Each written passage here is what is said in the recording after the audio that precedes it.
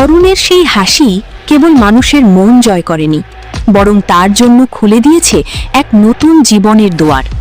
Social মিডিয়ায় অরুণের video viral হওয়ার পর দেশ জুড়ে সাড়া পড়ে যায়। মানুষের ভালোবাসার জোয়ারে অরুণের জীবনের সেই কালো ধোঁয়াশা কাটতে শুরু করে। বিভিন্ন সহৃদয় ব্যক্তি এবং প্রশাসনের ঐকান্তিক প্রচেষ্টায় অরুণের জীবন থেকে মুছে গেল ট্রাকের হেলপারি তকমা।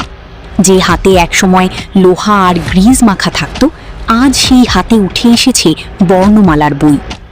সুসংবাদ হলো, সেই ছোট্ট অরুণ এখন আর হাইওয়েতে ধুলো মেখে ঘুরে বেড়ায় না। সে এখন একটি স্কুলের নিয়মিত ছাত্র। এখন আর তাকে ট্রাকের নিচে শুতে হয় না, বরং সে এখন স্কুলের বেঞ্চে বসে বন্ধুদের সাথে আগামীর স্বপ্ন দেখে। ট্রাকের হেলপার থেকে স্কুলের আঙিনায় অরুণের এই উত্তরণ আমাদের চোখে আঙুল দিয়ে দেখিয়ে দেয় যে ইচ্ছা থাকলে এবং মানুষের একটু সহযোগিতা থাকলে যে কোনো অসম্ভবকেই সম্ভব করা যায়। আজ অরুণের হাসিতে আর কোনো বিষণ্ণতা নেই, আছে এক বুক আত্মবিশ্বাস আর সামনে এগিয়ে যাওয়ার দৃঢ় প্রত্যয়। অরুণ কুমার আজ কেবল একটি নাম নয়, সে আজ লক্ষ লক্ষ মানুষের কাছে এক বড় অনুপ্রেরণার নাম। সে আমাদের শিখিয়ে দিয়েছে, পরিস্থিতি যত কঠিনই হোক না কেন, নিজের ভেতরের আনন্দকে বাঁচিয়ে রাখতে হয়।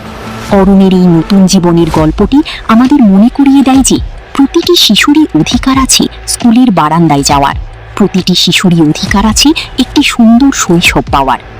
অরুণের এই ঘুরে দাঁড়ানোর গল্পটি আজ বিশ্বজুড়ে মানুষের হৃৎপিণ্ড কাঁপিয়ে দিচ্ছে এক পজিটিভ শক্তির মাধ্যমে। অরুণের এই বদলে যাওয়া জীবন কি আপনার হৃদয়ে একটু হলেও দোলা দিয়েছে? আপনি কি মনে করেন অরুণের মতো আরও হাজারো শিশুর পড়াশোনার দায়িত্ব নেওয়া আমাদের উচিত? আপনার মতামত কমেন্টে জানান। অরুণের আগামী দিনের জন্য অনেক অনেক ভালোবাসা ও শুভকামনা।